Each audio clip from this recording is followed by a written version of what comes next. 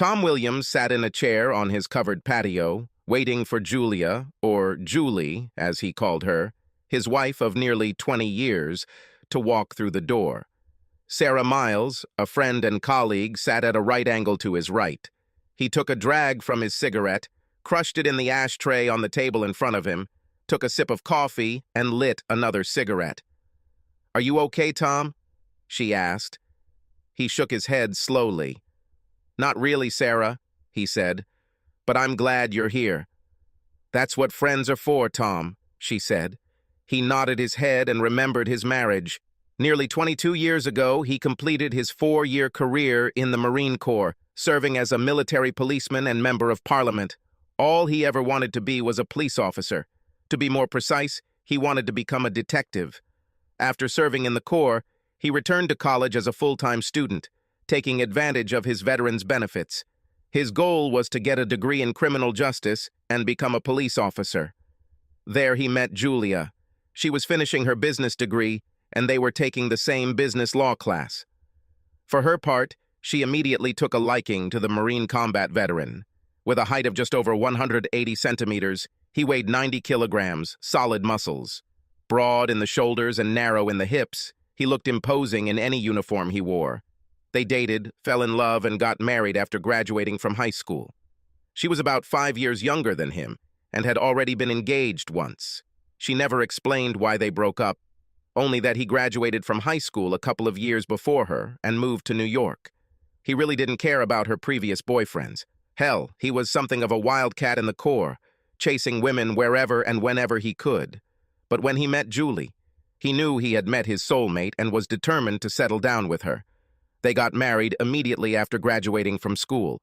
He was able to get along with the police department, but it was 6 months before he could get into the police academy, so he was assigned to work as a 911 dispatcher. He knew it was temporary, but at least he was doing something and bringing home a salary. Julie went to work for an investment firm that had offices all over the country. Together, they earned enough to pay for a small but nice apartment, which suited them well. They spent most of their time in the bedroom anyway. She liked her job, but the only part of her job that Tom didn't like was the mandatory quarterly meetings back east, either in Washington, D.C. or New York. They usually consisted of seminars on the latest changes in legislation, but sometimes they included meetings with various officials, she said. The trips usually lasted only 3 days, but could last as long as a week. He hated it when she was away from him, but she shocked him when she returned. She gave birth to their first child, Andrew, about 6 months after he graduated from the police academy, which was about 1.5 years after they married. 2 years later, she gave birth to their second child, Marie. She had a difficult time giving birth to Marie and convinced him to have a vasectomy. Both children inherited their mother's blonde hair and piercing blue eyes. His mother suggested that he test their DNA to make sure they were his, but he rejected her attempts, saying that Julie would never cheat on him. "If you say so," his mother said quietly. About 5.5 years after joining the police, Tom took the detective exam and passed with flying colors. He also passed the oral exam with ease, thanks to his continued study and time spent in the Corps. No one expected him to become a detective so early in his career, but he did, surprising everyone, including himself. The promotion couldn't have come at a better time as they wanted to buy a house big enough for their family. They found a nice 2-story, 3-bedroom house in a decent area and bought it. By this time, Julie had earned a couple of promotions and was also bringing in more money. A couple of months after he became a detective, he accompanied Julie to her company's Christmas event, which was held in the ballroom of the local Marriott Hotel. Julia introduced him to Alf Henriksen, a middle manager who came to town from New York. "Oh yes, one of the best in the city," said Alf, shaking Tom's hand. "I heard you just became a detective. I'll definitely sleep better tonight knowing you're at work." "Thank you," Tom said, suppressing his irritation. Something about this guy haunted him. Like Julie, he had long blonde hair and the deepest blue eyes he had ever seen on a man. But there was something else about this guy that haunted him. However, he could not pinpoint exactly what was wrong. "Anyway, it looks like the stronger one won, huh?" he asked in a tone that confused Tom. Alf grinned, noticing Tom's confusion. You know, I was once engaged to Jules. This was before I graduated from high school and came to New York. I see, said Tom. In any case, I'm glad we finally met, said Alf. I've heard so much about you. Is it true that you received one of those silver medals in Iraq? Silver Star, said Tom. Yes, it's true.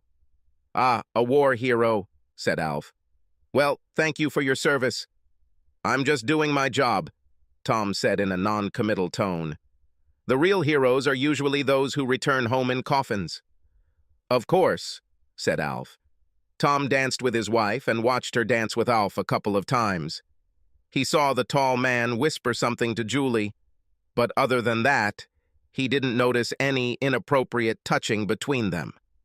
When they finished, he walked Julie back to their table and pointedly handed her back to him. It was nice to see you again, Julie, Alf said, and it gave me great pleasure to finally meet you, sir, he added with a slight bow to Tom. Me too, Tom said, noticing the slight grin on the man's face. As they drove home, Tom turned to Julie. Was this the guy you were engaged to in college before we met? He asked. Yes, it was him, she said quietly. Don't you think it would be a good idea to let me know that you're working with an old guy? He asked. He works in New York and we don't see each other often, she said. He works in a completely different department than me. I'm sorry. I just didn't think it really mattered. It was so long ago. However, you're right. I probably should have told you about this. Forgive me? Tom smiled and giggled. Of course, he said. So, what happened between you two, if you don't mind me asking? Not at all, she said. I wanted to get married and have children. He wanted the benefits of marriage, but not the responsibilities. You know, kids, mortgage, bills, all that stuff. When he left for New York, he made it clear that he would probably date other women. I decided it would be better to end the engagement. I see, said Tom. Do you have any regrets? She smiled, looked at him, and shook her head. No at all, she said. I have everything a girl could dream of. She took his right hand in her left and brought it to her lips, kissing it. And right now, I would love it if you could take me to our bedroom and make mad, passionate love to me. Your desire is my law, my love, he told her. He never met Alf again, and Julie never mentioned his name. So he put the meeting aside and never thought about it again. The quarterly meetings continued, and Tom never saw anything in her behavior or actions that indicated there was a problem. She was always loving and attentive, and their married life seemed quite prosperous. As time went on, Tom met several of Julie's friends from her office.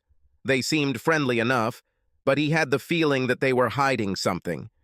He became quite close to Alice, one of her colleagues, when she and her husband witnessed an armed robbery at a bank downtown. He caught the robber, and the couple testified in court. By this time, he had served in the police force for more than 17 years and had risen to the rank of police lieutenant. He would sometimes stop by Julie's office for lunch and would always try to see how Alice was doing since she and her husband had suffered some trauma from the robbery. Sometimes looking down the barrel of a loaded shotgun can have that effect on a person. However, he admired their courage when they bravely stood up and testified in court.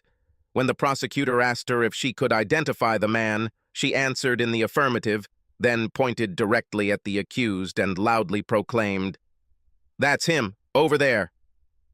It was about 2.5 years ago. However, lately he has noticed that Alice looks at him strangely when he passes by. It was the same look he had seen on several of Julia's co-workers at company events he attended with her. At the time, it seemed strange to him, but he did not attach any importance to it. But one day he decided that he would find out what was bothering her. He entered the room where Julia and Alice were working and headed towards his wife's office. However, Alice intercepted him before he got there. "Julie went out for a while," she told him. "About?" Tom asked. "When will she return?" "She said she needed to deliver some paperwork to the legal department, so she might be gone for a while," Alice said. He saw the expression on her face and decided to insist on his own. Any problems, Alice? He asked. Is everything okay between you and your husband? Everything is fine with us, she said. But I'm just curious. Did you know that Julie was dating Alf when we went east? No, that's not true, said Tom. Why did you ask? She said you guys have an open marriage and you're okay with it because of your trauma, she said. Injury? Tom asked. What injury? She said you were injured on duty and couldn't have sex, she said. I'm sorry if I stuck my nose where it shouldn't, she added, seeing the look of shock on his face. You're right. I'm not injured, and I don't understand why she said something like that, Alice, Tom said. Do you have any evidence of this? I have some photos that I took on my cell phone the last time we were there, she said. If you want, I will send them to you by email. Sure, that would be nice, he said, writing his email address on the back of his business card. He handed it to her. Do you know how long this has been going on? I'm not sure, but I saw her with him every time we went, she said. How long? Tom asked, insisting on this question. It's been about 5 years since I've been here, she told him. Understand. Do me a favor, please, he said quietly. Don't tell her anything about me being here, okay? Mother's word, she said. I'll send them to you right now. Thank you, Alice, he said. And by the way, I've never been injured in the line of duty, and I can have sex. Just fine. See you later. With these words, he left. His mind and heart were in turmoil. Did she cheat on him with Alf? Treasoners usually give some sign that they are involved in an illicit relationship, he thought. But he couldn't remember anything that didn't pass the husband test. Julia always seemed loving and attentive, and never gave the slightest hint that anything was going on. Of course, he never checked her luggage or demanded that she describe her route in detail to him. She always called every evening when she was not at home. But it didn't really mean anything. He knew that Alice might have been exaggerating a bit, so he decided to wait until he saw the photos before taking any further action. He received them about 10 minutes after he left Julie's work. He almost lost what was in his stomach when he looked at the photographs. He saw Julie and Alf kissing as they danced, and saw his hand resting on her almost naked bottom under a short skirt that he had never seen her wear before. His eyes filled with tears when he saw the photo of the two of them entering the elevator. She smiled, looking at him with a look that he knew all too well. The look she always looked at him before they made love. When he returned to his office, he found it difficult to concentrate on his work. Looking at the situation board, he decided to call it a day and go home. Are you okay, Lieutenant? Asked one of the other detectives as he walked out. Heartburn, he said. I must have eaten something. I'm heading home for the rest of the day. Okay, said the detective. See you tomorrow. Yes, see you, Tom said, leaving the room. Returning home, he grabbed a beer and sat down at his computer. He opened his calendar to see when Julia's next trip back east was scheduled. He saw that it would happen just a couple of days later, on Friday.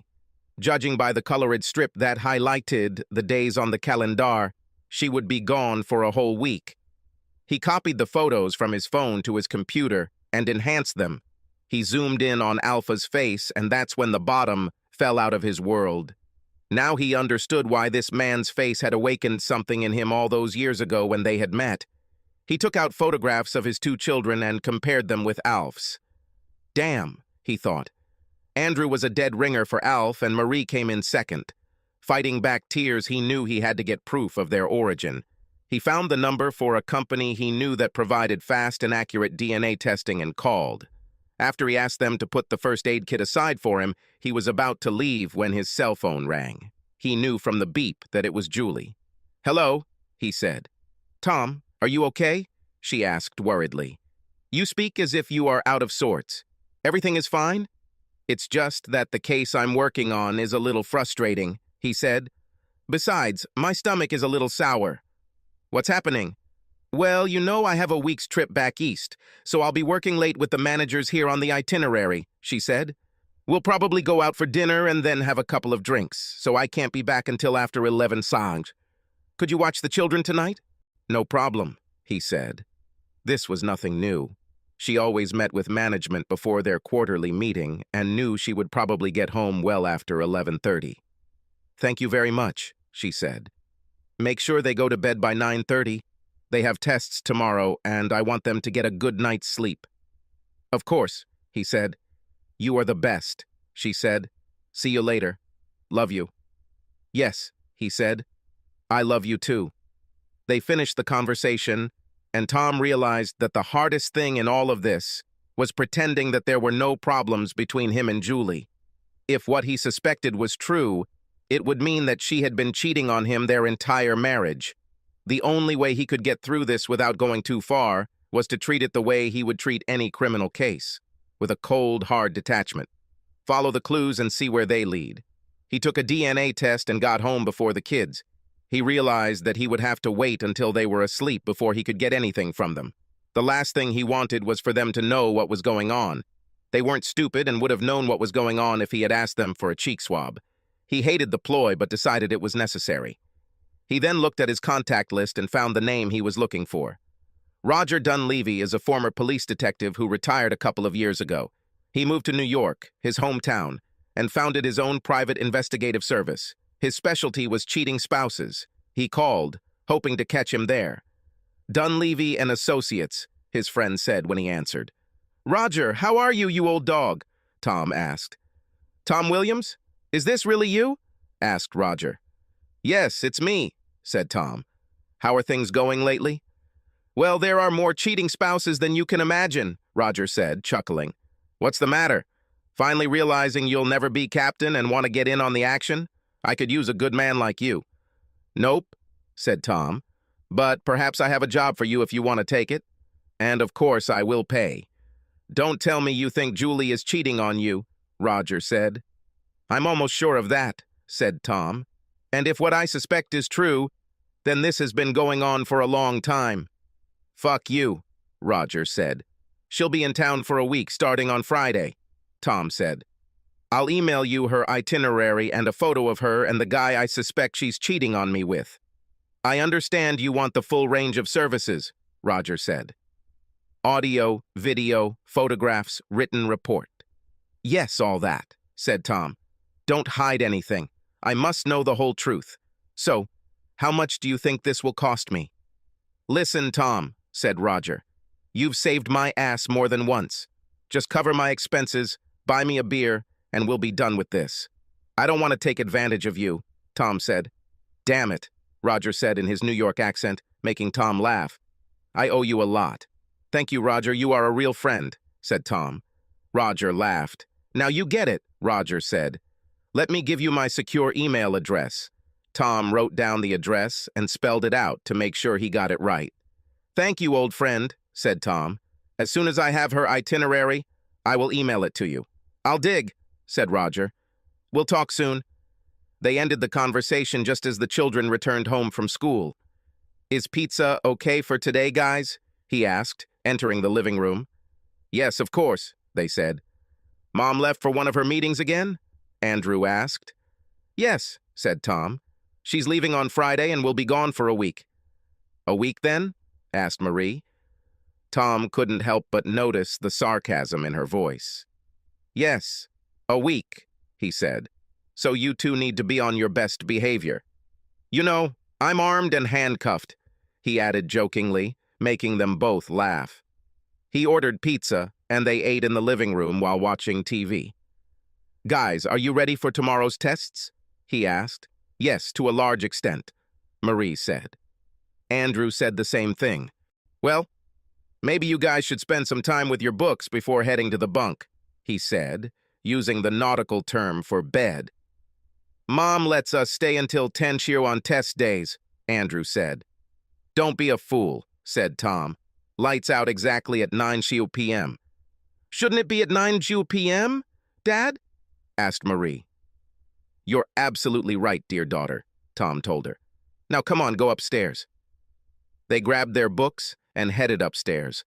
Tom watched them go to their rooms. They were good children, and he loved them very much. He just hoped he wouldn't find what he suspected. He returned to his office and took out a blank white notebook. If he was going to treat this like an investigation, he wanted to do it right. He placed the paper in it and began to take notes, starting with the information Alice had given him. He printed and attached the photos she sent him. He then placed the comparison photographs he had taken of the children's faces in a notebook and wrote underneath them, "Paternity." He opened his calendar and quickly glanced at the dates. Meetings with Julia took place every 3 months, like clockwork. After noting the children's birth dates, he did a countdown and realized that in both cases, her pregnancy apparently began around the time of these meetings. Were these coincidences? He asked himself, already knowing the answer. He thought about it and remembered the conversation they had on the way back from the party where he met Alf. What did she say? This was after she told him that she had no regrets. "I have everything a girl could dream of," she told him. Certainly. A lover, no doubt, with a lot of equipment and a clueless husband at home who takes care of her children while she goes off to have sex in the big city. Damn her, he thought. Damn her to hell. He looked at his watch and saw that it was 9:45 p.m. He closed the notebook and locked it in his desk drawer. He grabbed the DNA test kit and looked up. Seeing that the lights were off in the children's bedrooms, he crept closer and looked inside. Of course, his 2 angels were fast asleep. He grabbed what he needed and in the blink of an eye had 2 fresh DNA samples without even moving them. He made sure they were covered and kissed their foreheads before leaving their rooms. He added his own DNA to the kit, filled out the paperwork, and put it all in his briefcase. He hated doing it, but decided it was what had to be done. Sitting in his deep chair, he thought about the current situation and what he would do when he learned the truth. If she cheated on him, divorce was inevitable.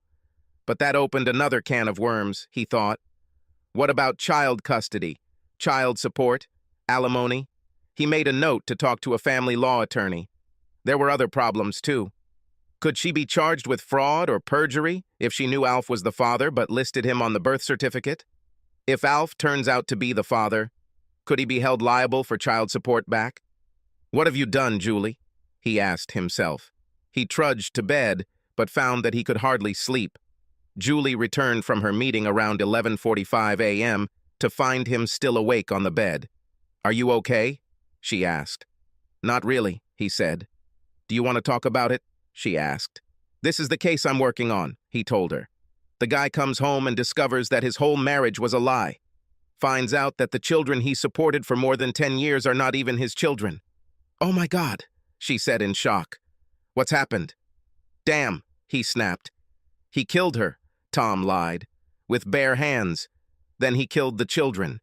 He eventually committed suicide." "This poor man," she said. He looked at her before saying anything else. "Yes," he said. "I can't even imagine how he must have felt. It makes me feel kind of lucky that I don't have these problems." She smiled, but did not say anything for several moments, formulating her answer. "You know I love you, right?" she asked. "Yes, I know," he said. "What, you don't believe me?" she asked. "Of course I believe," he said. "It will be better that way," she said. "Yes, by the way, I'm leaving a day early, on Thursday." "What?" Tom asked. "It will be tomorrow." "Why?"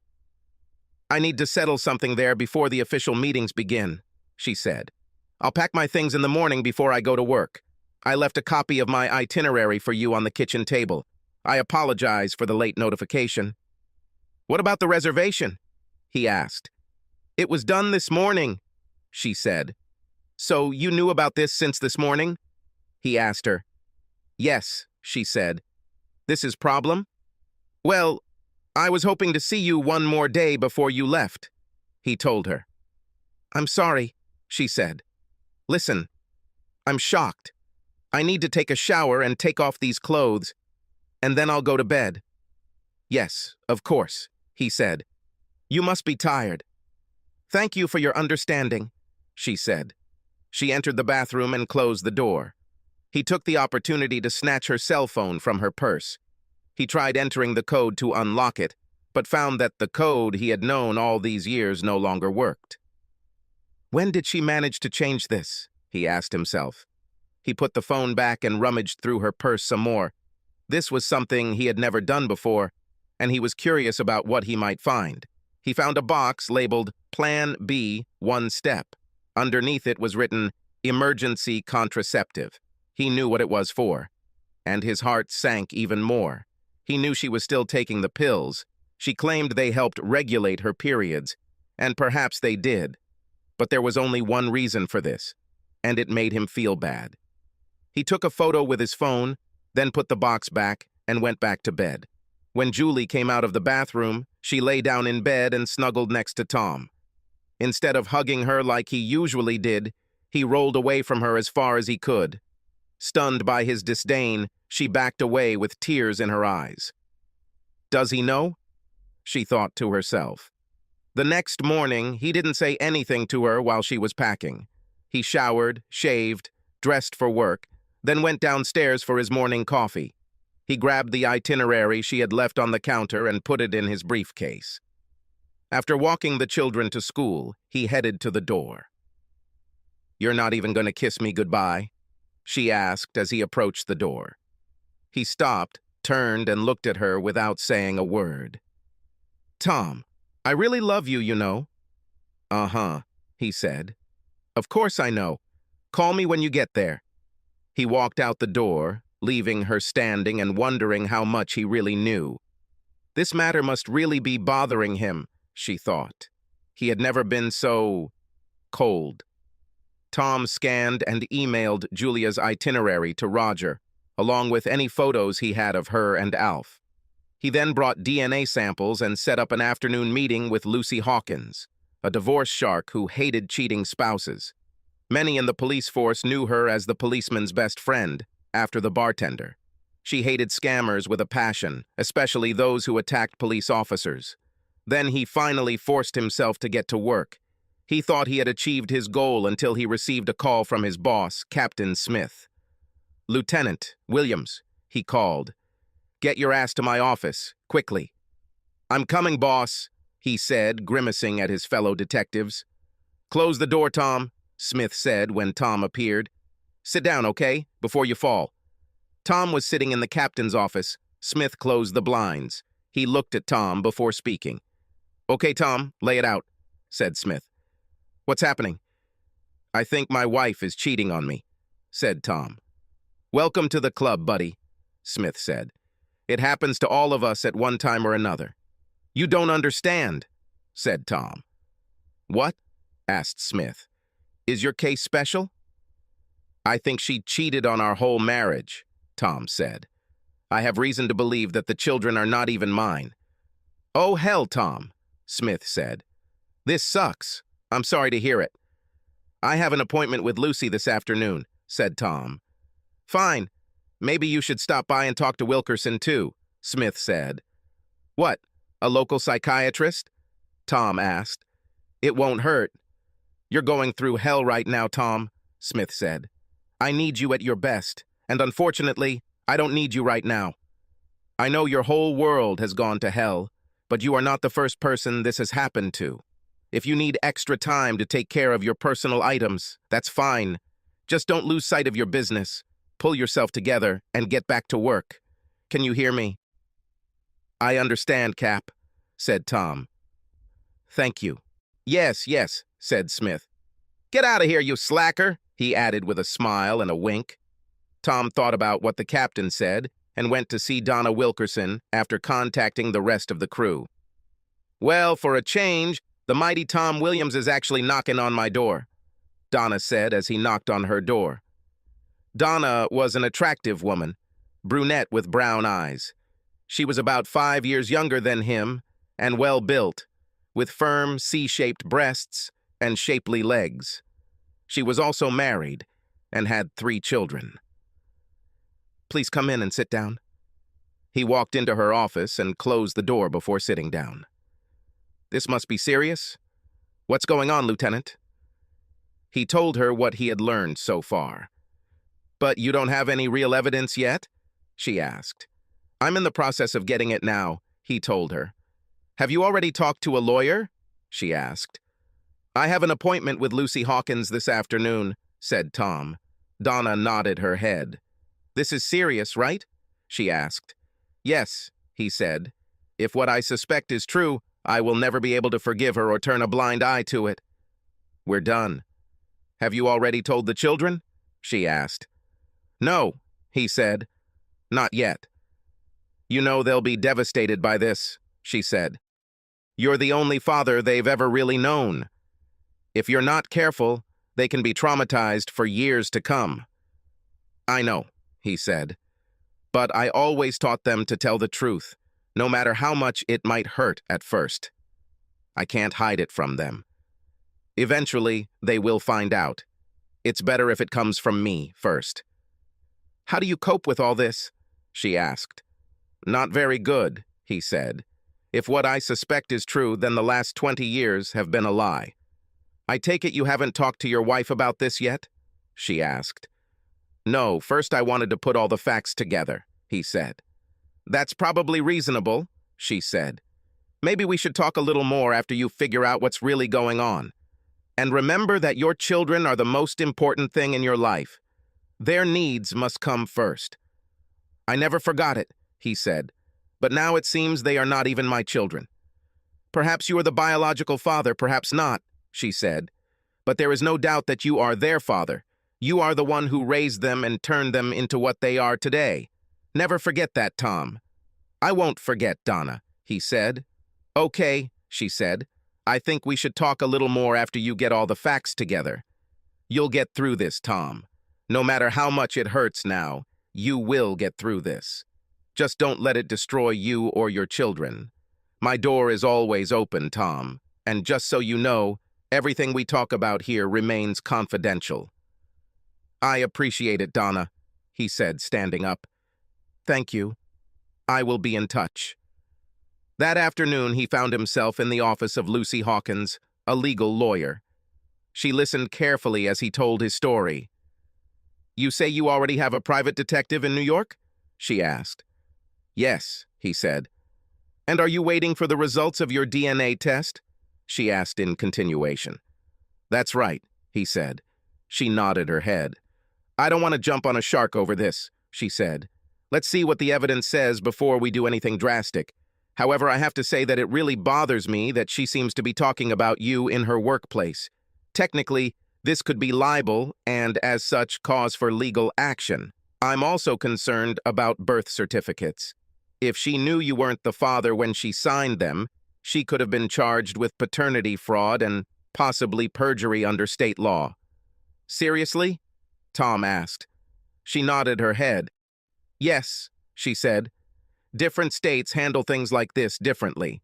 But in this state, if she names you as the father and signs these certificates, knowing that you are not the father, she can be fined up to $10,000 and sentenced to 5 years in prison for every offense. And if the real father had known about it at the time, it could have been considered a conspiracy, which, as you know, is a felony in this state. Damn, said Tom. Yes, it could be a mess, she said. Look, let me do this. I'll open a case, but I won't prepare anything until we get some evidence. In the meantime, I'll get my investigators involved and see what we can learn. Keep me informed at all times, and don't give Julie the slightest reason to be suspicious. Give her all the rope she needs to hang herself. Don't do anything stupid or unreasonable. And remember that your children are your main concern. I understand, he said. They finished the meeting, and Tom went home. As soon as he walked inside, Roger called him. Hey, buddy, Roger said. How are you holding up? Okay, I think, said Tom. Julie must be on her way there already. I just spoke with my lawyer, and we are waiting for evidence before we pull the trigger. Okay, he said. It cost me a couple of $100, but I was able to get the camera into her room. It is voice and motion activated and has its own web server for downloading.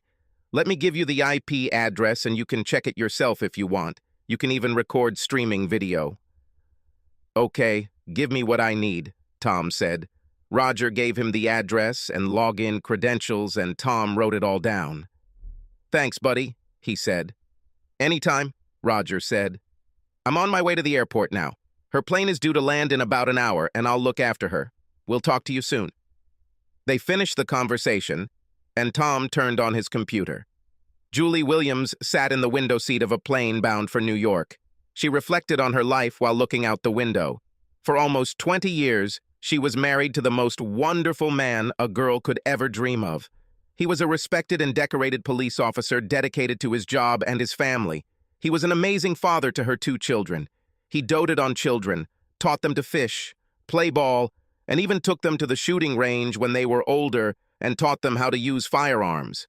Part of her felt guilty about what she had done all these years, but she couldn't help herself.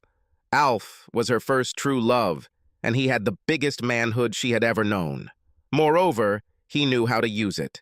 She wanted to marry him and have children with him, but he made it clear to her that he did not want to burden himself with children. She was sad when he left for New York, and even sadder when he said he would date other women. But she decided that if he could do it, then she could too. And then she met Tom Williams, a Marine veteran who wanted to become a police officer. In terms of physique, Tom was very similar to Alf. He could be demanding when necessary, but unlike Alpha, he treated her like a queen. They fell in love, and she decided to marry him. But she also wanted Alpha's children. She kept in touch with Alf, mostly through email and text messages. Tom respected her enough to never ask about her past, and she used that to her advantage.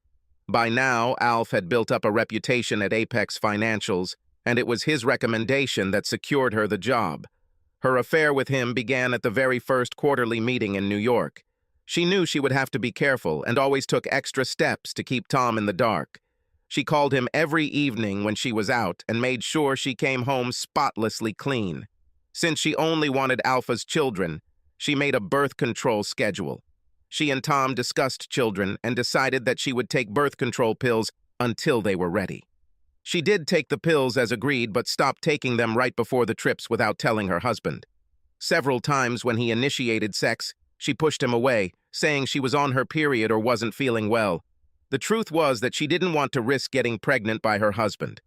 Tom was 3 months into the police academy when she became pregnant with Andrew. She knew it was Alpha's child, but she told Tom it was his child. He was shocked because he knew she was taking pills, but at the same time, he was excited at the prospect of having a little boy or girl. When Andrew was born, she immediately knew it was an Alpha baby. Tom was so engrossed in watching the little boy that he never paid any attention to it, but his mother did, more than once. Tom insisted that his wife would never cheat and dropped the matter. Of course, Alf also knew that this was his child, but the 2 of them decided that she would call Tom father. The same scenario played out when she became pregnant with Marie. After Marie was born, she told Tom that she had had a very difficult birth and begged him to have a vasectomy. Concerned for his wife's health and safety, he agreed. After her vasectomy, Julie breathed a sigh of relief. She no longer had to worry about ever getting pregnant by her husband, but she continued to take the pills, telling him it helped her menstrual cycle normalize. Her affair with Alf continued, and she saw him every time she flew east. At first, they were reserved, not wanting to cause gossip in the office. She wasn't worried about Tom ever meeting Alf since they were at least 1,000 miles apart, and Alf had never come to their town. That is, until the night of that Christmas party. She cornered Alf when she first saw him and told him to be calm around Tom.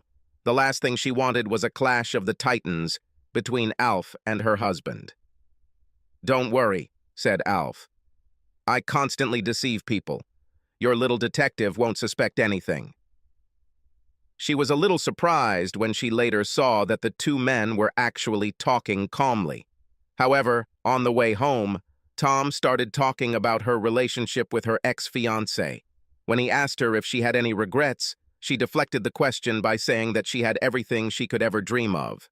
And it was true. She had a wonderful husband who was also a good father, and she had a lover who satisfied her sexual needs. She continued to date Alf, but over the years, a few people began to take notice. About 5 years ago, Alice, a new girl who had just joined her team, came face to face with her. Not wanting to cause problems, she lied to Alice. "Listen, Alice, my husband knows all about this," she said. "We have something like an open marriage. He's fine with it as long as it happens outside the city. Besides, He was injured in the line of duty and, well, he can barely have sex anymore anyway. Please don't tell anyone anything, okay? He's embarrassed enough about this as it is." "Well, okay," said Alice. "I just don't think it's right, but I won't say anything." "Thank you, Alice. It means a lot to me," she said. "Tom and I are really happy, and he gets along great with children. I don't want to spoil this, and if it ever comes out, he'll be devastated." But over the past couple of days, Tom seemed to become different. He said it was just a case he was working on, but could it just be a ruse? She just didn't know. Lately, she has begun to think about the future. Andrew was close to graduating from high school and made it clear that he wanted to follow in Tom's footsteps. Marie was approaching 17 years old and wasn't sure what she wanted to do with her life. Soon they will leave the house. And then what? She asked herself. She and Alf had discussed the possibility of divorce, but she wanted to wait a little longer, perhaps until Tom retired from the police force, so she could potentially receive half of his pension along with half of everything else. Then she could transfer to New York and be with Alf all the time. But she wasn't sure that was what he wanted. She was brought back to reality when the captain announced that the plane was beginning its descent to LaGuardia Airport. She sat down and, noticing the flashing sign above her head, set down her tray and fastened her seatbelt. Tom watched the monitor on his screen. He looked at his watch and figured that she should be in her room any minute. Suddenly the video started, and he saw his wife enter the room, followed by Alf. He was stunned to see how similar this man was to his children. While he watched, Julia set her bags on the floor, then turned and gave Alf a searingly hot kiss. Tom felt sick. A few minutes later, the two of them were doing a horizontal mambo on the bed. "Oh, God, I needed this," she said when they finished. "Me too," said Alf. "Tell me, how are things going with Deputy Friend?" "Please don't talk about Tom like that," Julia said. "He is a very respected police officer." "Yes, yes," Alf said mockingly. "I see how much you respect him. He's so good that he still doesn't understand what you've been doing behind his back all these years. Heck, he's been raising my kids this whole time, and he still has no idea. Maybe I should send him a card for Father's Day to thank him for the brilliant job he did." "Don't you dare," Julia said, slapping his hand. "When are you going to leave him?" he asked. "Not until the children leave the house," she said. "Maybe only after he retires. This way I can receive a decent portion of his pension. You know, I was thinking about asking to transfer you to my department," he told her. "You would still have your work history, and we would be together forever. What do you think?" "Maybe after the kids leave," she said. "Once they graduate, it won't matter. Right now, they need me there with Tom." "Okay, what time period are we talking about?" he asked. "Well, Marie will soon be 17, she said. "I would say no more than 1.5 years, maybe 2 years maximum. Considering we've been doing this for 20 years, it should be a piece of cake. I really want you to meet your children at least once. I think as soon as you see them, you will fall in love with them." No, we agreed, remember?" he asked. "From the moment you first became pregnant, we said that I would not have contact with them. We even agreed that you would marry them off to Tom's children, remember?" "I remember," she said. "I just think it would be nice if you met them." "Maybe one day after you divorce the policeman," he said. "By the way, we have a table reserved for dinner. Better get ready." "Okay," she said. "I'll go take a shower and change clothes. See you downstairs in, say, half an hour?" "See you then," he said, kissing her. "I really love you, Alf," she said, repeating her words to Tom. "And I always did it." Tom felt as if he had just been punched in the stomach. "And I love you too, Julie," he said. "See you downstairs, okay?" He got up and left the room. While he watched, Julia took out her cell phone and dialed a number. A few seconds later, his phone rang. He pulled it out and thought about sending it to voicemail. After a few rings, he answered. "Yes," he said. Tom, it's me, Julie," she said. "I know," he said. "I just wanted to let you know that I got to New York okay," she said. "Okay," he said. How are things going with your case? She asked. I think we'll have everything settled by the time you get back, he said. I'm very close to catching my main suspect. I'm glad, she said. I could tell how much this bothered you. You have no idea, he said.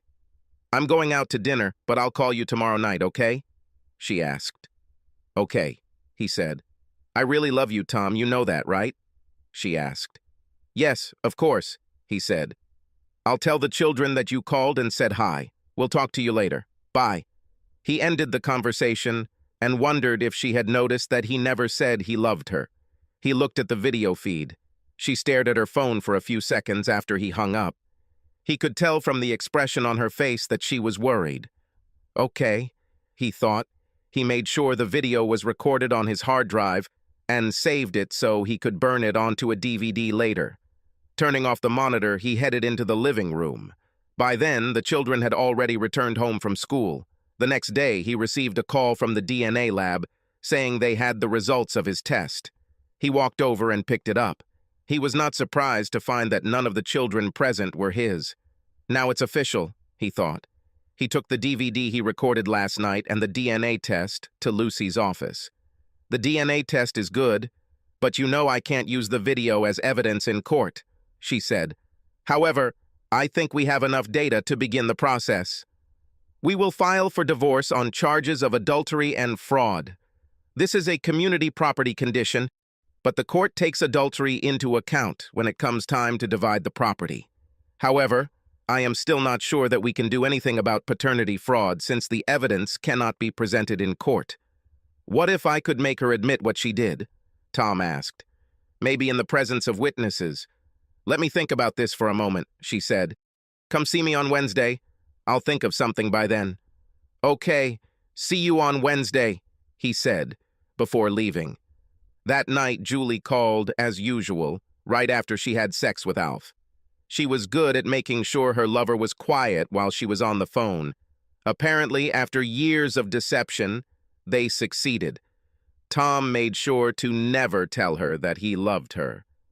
On Wednesday, he met with Lucy, as she had requested. This time, there was another man in her office. Tom knew him.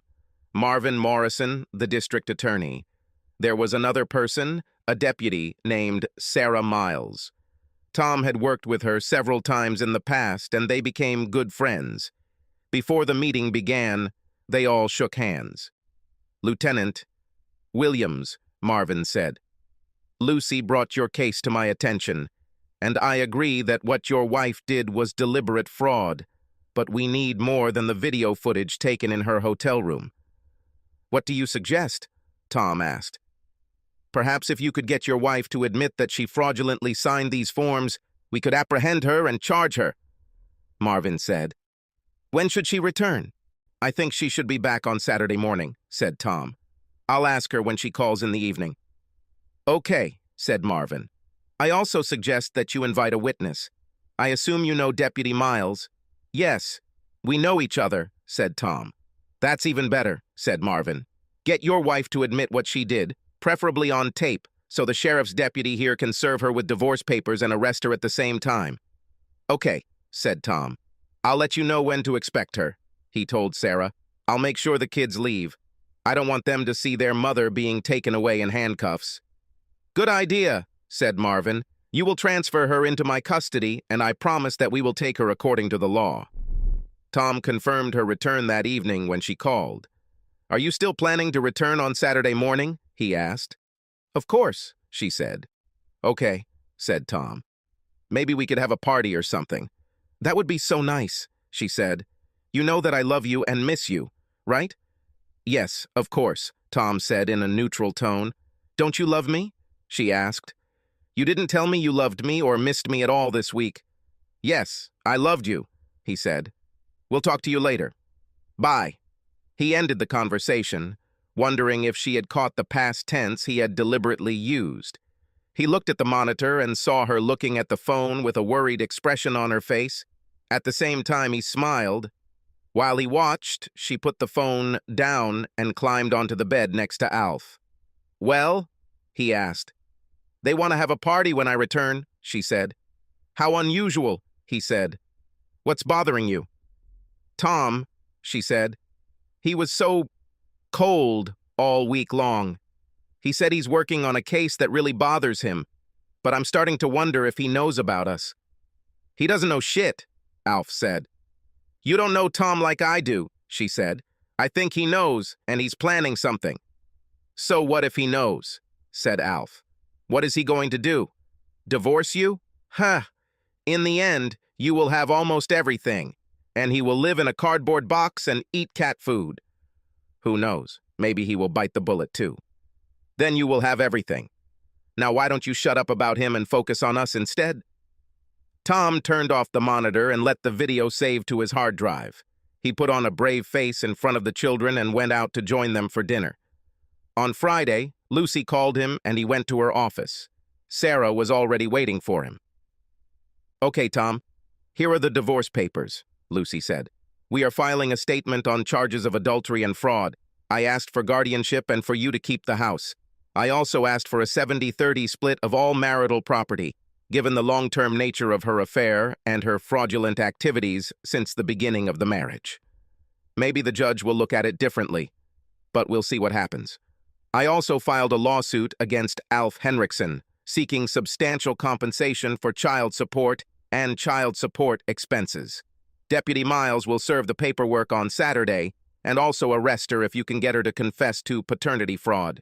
I forwarded the documents against Alf to New York and asked that they be served on him on Saturday morning. Have questions? No, said Tom.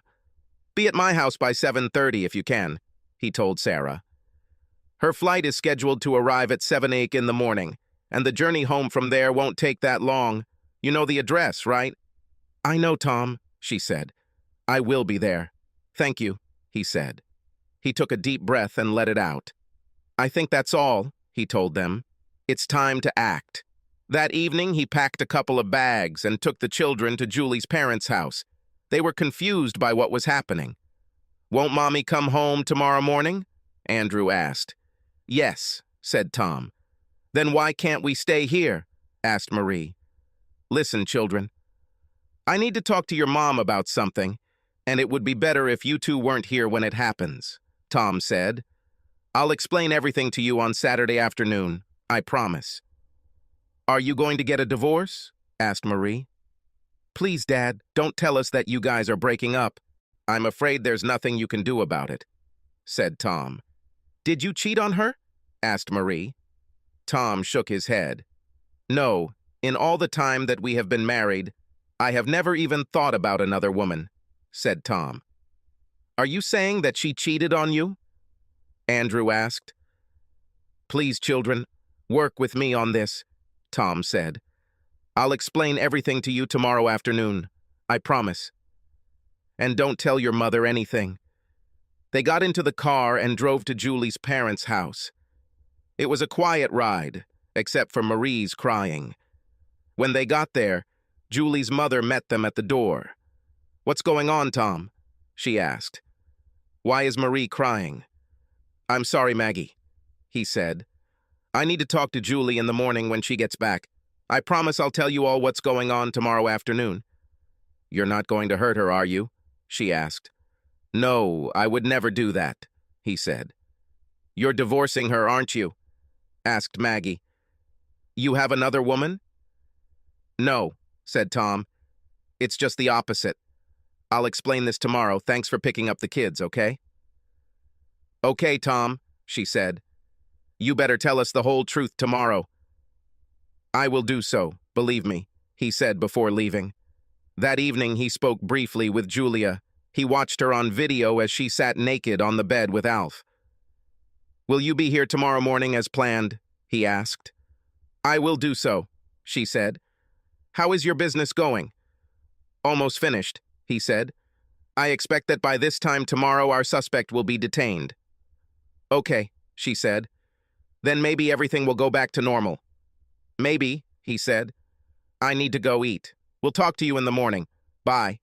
He ended the conversation and looked at her on the video. He saw tears on her face as she looked at her phone. He smiled. Oh yes, he thought. Tomorrow there will be much more of this. And then it came, Saturday morning. Sarah arrived shortly before 7 a.m. and helped him prepare everything for the final confrontation. Tom had just put out his cigarette when he heard Julie's car drive into the garage. He hoped she wouldn't stumble upon the large pile of garbage bags that held all her clothes. He listened and heard her high heels clicking on the floor as she walked to the back deck.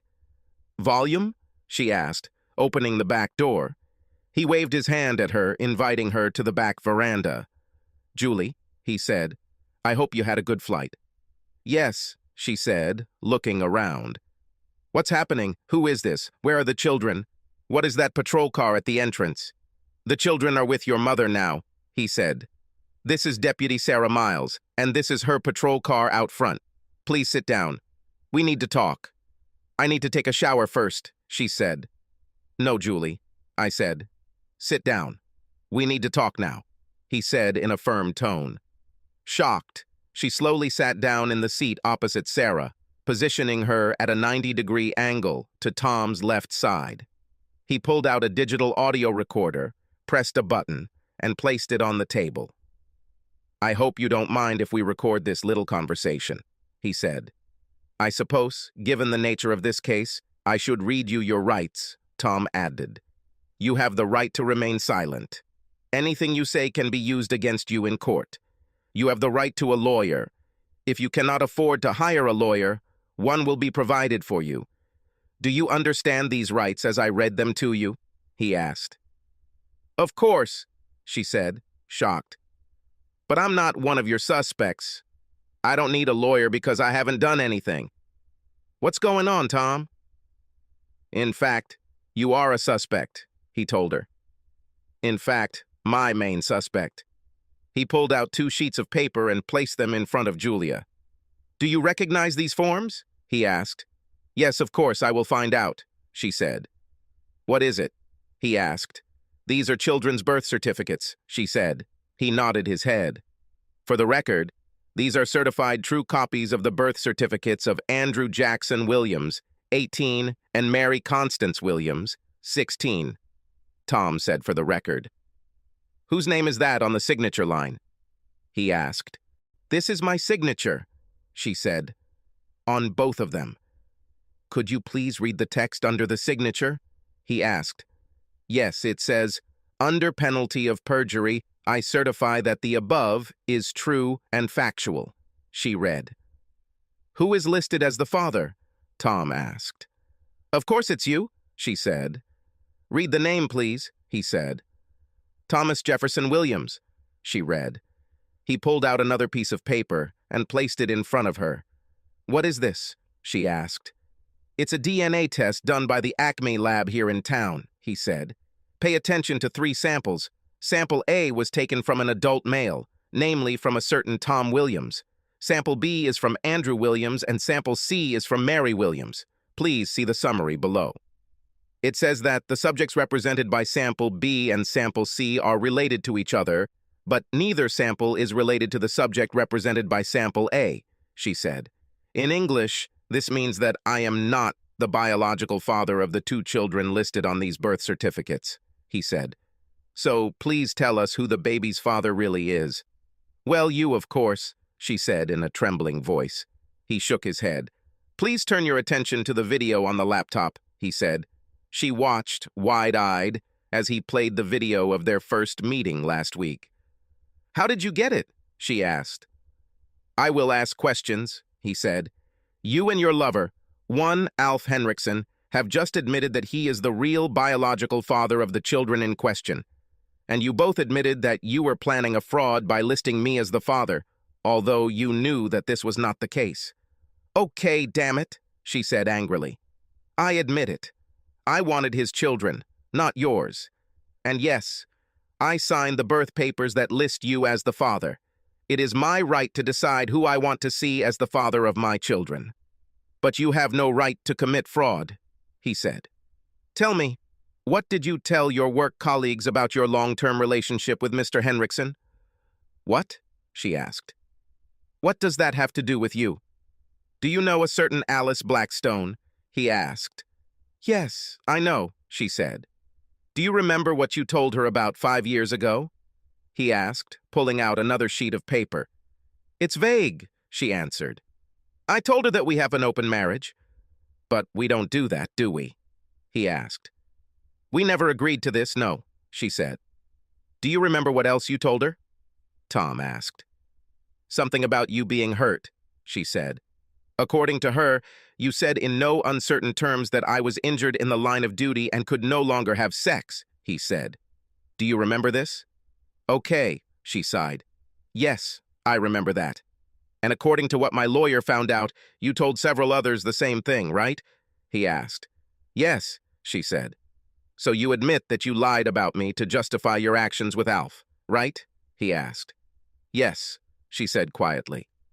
I see no reason to continue this interview, he said. He looked at Sarah and nodded his head. She stood up and handed Julia a manila envelope. Julie Williams, you have been notified, she said. Tears streamed down Julia's face.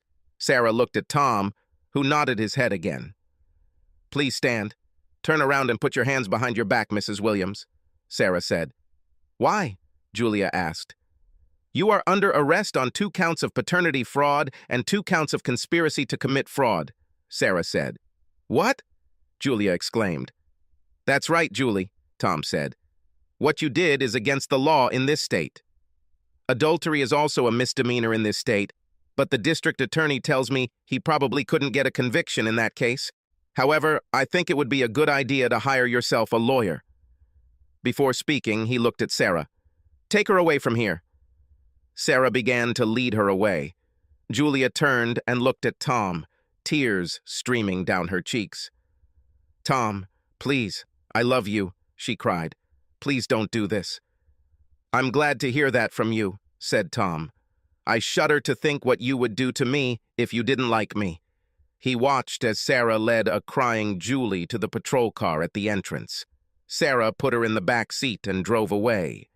Tom was relieved that it was all over, but he felt an emptiness inside that surprised him.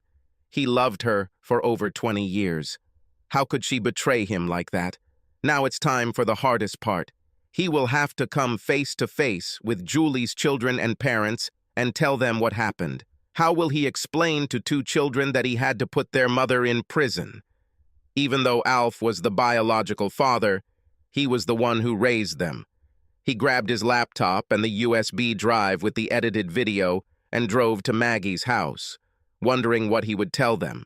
When he got there, he knocked on the door. Maggie opened it and invited him in. I think it's time to explain everything, he told her. Where are the children? They're in the backyard, she said. Let me go get them. You might as well call Cliff, Tom said. He should hear it too. Cliff was Julie's father, and Tom always looked up to him. A few minutes later, they were all in the living room. What's going on, son? Cliff asked. Where is Julie? I suspect she's already in the county jail by now, Tom said. To jail? Cliff asked. For what? Everyone else was shocked too. It's a long story, said Tom. Let me explain. He looked at the children before continuing. He hoped they wouldn't hate him after today, but deep down he knew he had done the right thing. A long time ago, your mother decided that she didn't want my children. He began, causing everyone to gasp. But we are your children, Mary said in shock. I raised you, but I'm not your biological father, Tom said. There was a guy she was engaged to more than 20 years ago, before she met me. She wanted to marry him, but he did not want to take responsibility for children. Wait a minute, I remember this guy, Maggie said. A large guy, blonde with long hair. I think he's Norwegian. I have a photo of them around here somewhere. She took out a photo album and found a photo, then showed it to Cliff. His eyes widened when he saw the similarities between Alf and the children. Yes, his name is Alf Henriksen, said Tom. Be that as it may, Julia decided that she would have children with him, although he did not want them. So she did. So she's in jail for having sex with another man? Andrew asked. No, she's in jail for something called paternity fraud, Tom said. When you guys were born, she filled out the birth certificate and signed it, saying I'm your father, even though she knew I wasn't from the start. Even worse, she and this ALF character conspired to force me to raise the children he gave her as my own. What she did is illegal and could be punished by up to $10,000 and 5 years in prison, Tom added for clarity. On top of that, these are charges of conspiracy to commit fraud. That's not all. More? Cliff asked. Yes, said Tom. After Marie was born, she asked me to have a vasectomy, although she knew that the children were not mine. Thanks to her, I can no longer have children. And she had an affair with this guy the entire time we were married. Every time she flew east, she was with him. Just last week, she discussed the possibility of divorcing me and moving in with him. I have it all on video if you want to watch it. Oh my God, Maggie said. As you can imagine, I'm divorcing her instead, Tom said. What about us? Asked Marie. What will happen to us? Are we orphans now? No, honey, said Tom. I went to court asking for custody of both of you. Perhaps not yours biological father, but I raised you and I can't imagine not having you in my life. I fell in love with you the moment I saw you. Marie ran up to him and hugged him. Oh, Daddy, she exclaimed. I love you too. Tom looked up and saw Andrew slowly approaching them, struggling to hold back his tears. Tom extended one hand towards him, holding Marie. It's okay to cry, son, he said. I often did this myself. Am I still your son? Andrew asked as tears streamed down his face. Tom nodded his head. Of course, said Tom. You will always be my son. Andrew joined his father and sister, and the three of them cried, hugging each other. I love you, Dad, Andrew said.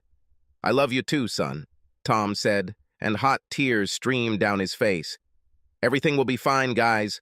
We will get through this together. So, what happens to Julie now? Cliff asked after Tom and the children came to their senses. Well, she was taken to the county jail, Tom said. I think she might even call you soon. The DA is going to indict her, and it's my understanding that he's working on extraditing Henriksen back to face conspiracy charges. He plans to prove that Julie is a potential flight risk and could flee to New York if she is released on bail. We'll find out how it goes, probably on Monday when she has her first hearing. What if they let her out on bail? Asked Maggie. I'd be surprised if they did, but she might ask to stay with you, Tom said. I have already collected all her things, and now they are in the garage. Just at that moment, the home phone rang. Maggie picked up the phone and found herself talking to a hysterical Julia. She finally calmed Julie down enough to listen. Listen, Julie. Tom is here, and he told us what you did, Maggie said. I must say that I am very ashamed of you. If you didn't want Tom's children, you shouldn't have married him. We hear Julie say something on the other end of the line. Damn it, Julie, you broke the law, Maggie said firmly. We raised you better than this. If they let you out, you can stay here, but don't expect us to condone what you did. And no, we think the kids should stay with Tom. We heard something on the other end of the line, and Maggie called out to the children. Guys, do you want to talk to your mother? Asked Maggie. Andrew and Marie looked at each other for a few moments before answering.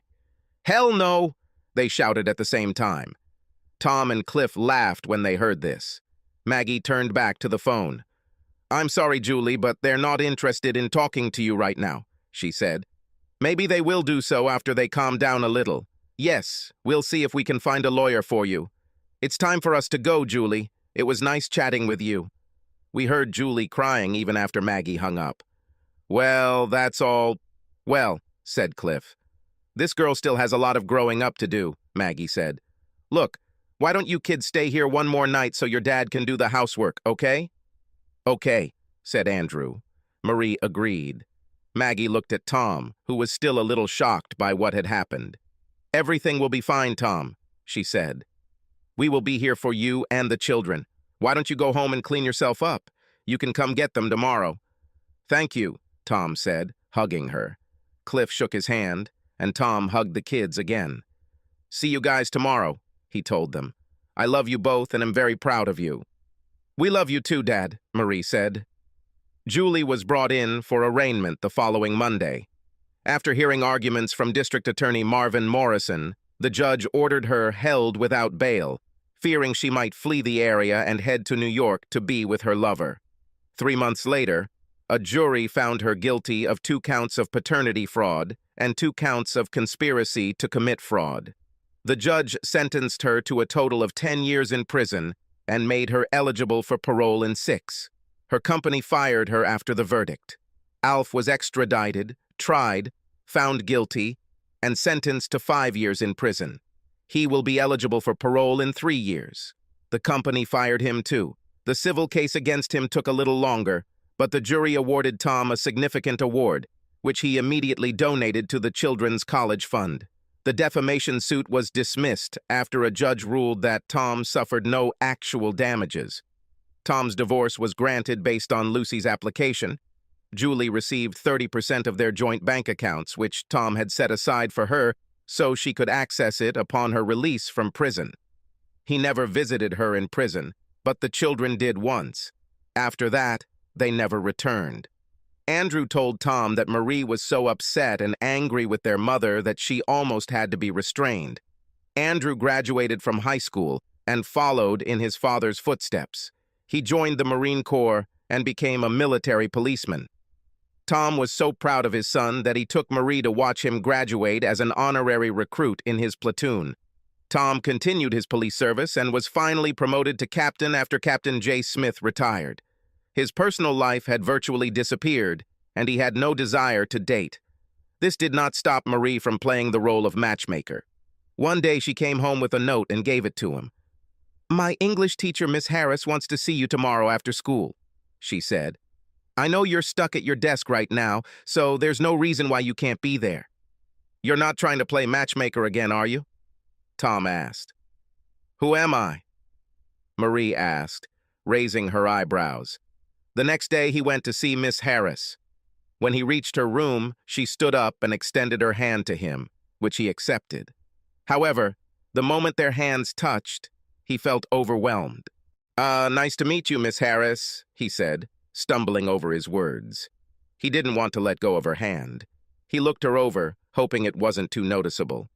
He liked what he saw. A rather short, pretty brunette with brown eyes. She was well-built, with beautiful breasts and a charming smile. "Oh, please call me Brenda, Captain Williams," she said. "And you can call me Tom," he told her. "Marie said that you wanted to see me." "Did she say that?" Brenda asked. Did I say that? I don't remember. Well, it's always nice to meet the parents of my students. I understand you're divorced." "Yes, that's true," he said. "And you are raising a teenage daughter alone?" "I'm impressed," she said. "This must not be easy." "Well, I'm armed and I have handcuffs," he told her with a smile. She laughed. He noticed she wasn't wearing any rings, but he could see the dents on her finger. "I see you are not married."